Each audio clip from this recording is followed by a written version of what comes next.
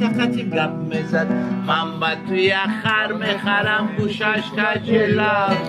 من با توی خر میخرم گوشش کجلم